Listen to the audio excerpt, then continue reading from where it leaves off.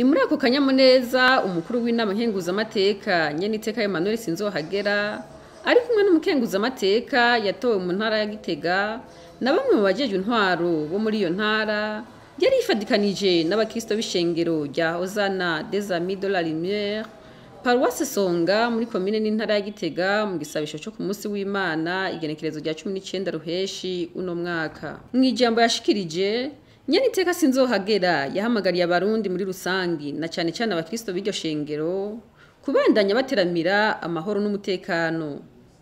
Yabatumiriye kandi kwitegurira irima ryo muci no kwihangana bakaba bararetse gufungura inyama z'inka muri kino gihe ingwara yibonekeza muri ico gitungwa ishobora no kwandukira abantu.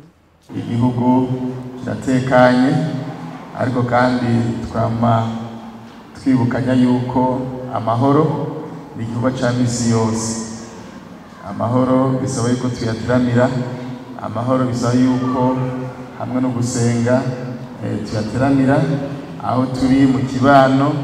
Iyo tubonye ibitameze neza hanyuma tukabwira abaturongoye mu ntwaro nyuma kumi mukuru w'agacimbiri nawe akabwira abajejwe umutekano muri ya Nyabune duhamagarirwamo gukoreramwo kugira ngo nanone tubandanye duteramira amahoro n'umutekano. Ntihagire n'umwe yigira sinabibazwa, ndakunze no kubivuga muri kapitale politike utwararonse umugwa mukuru wa politiki Gitega. Iyo rero turonse umugwa mukuru ni byiza yuko dukanura kugira ngo duteramire amahoro n'umutekano, kuko turonka abashitsi b'imico myinshi.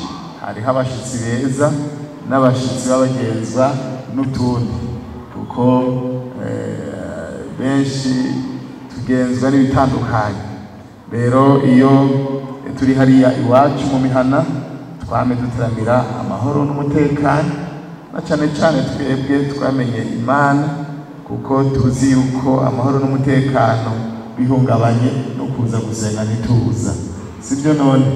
Rero icyo ni igikorwa cyacu cya misi yose kugira ngo twame duteramira amahoro n'umutekano. Kabiri, kera niho tugeze amezi nk'aya abantu baca baruhuka kubera baba bimbuye sukumbeshi, baravuga batereka turye hano tuzisubira kurima mu kwezi kw'icenda kw'icumi imvura iguye. Ariko nibaza ko iyo ngendo yahindutse. Nagomba rero ndabatumirire ubwoko bw'Imana twitegurire irima ry'umuci kugira ngo ubandanye dutonda urugamba rwo kurwanya ubukene, nk'uko nyene icyubahiro umukuru w'igihugu cy'u Burundi adasiba kwitubwira. Tonda urugamba rwo kurwana ubukene. Isi irugarijwe banyakubahwa, isi irugarijwe kubera intambara ziko zaba hirya no hino, kandi mu minsi iri imbere hazoba ikena ry'ibifungurwa. Twebwe rero Imana yaduhezagije isi nziza, isi umuntu arima akimbura. Imana ko yaduhezagije ikirere cyiza, ikaduhezagiza amazi menshi muri kino gihugu. Enda ubutunzi Imana yaduhaye tubukoreshe kugira ngo dushobore kuronka ibyo dufungura, kugira ngo aho abandi kimbure bazaba bugarije, twebwe Imana iducire icanzo hanyuma turime dushobore kuronka ibyo dufungura.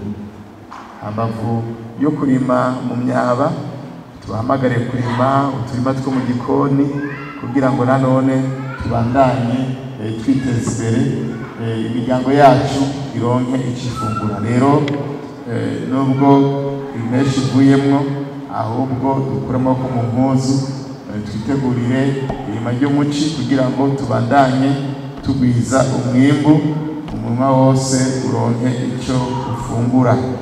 Ibyo bizodufasha cyane nk'ihanga ry'abarundi. Murabizi yuko mu gihugu cyacu inka zatewe n'akaranda. Maze iminsi ndandaraba ndabona umenga indwara yagwiriye cyane. Rero tubandanye dusaba mu bw'abarundi kwihangana kutarya akanyama k'inka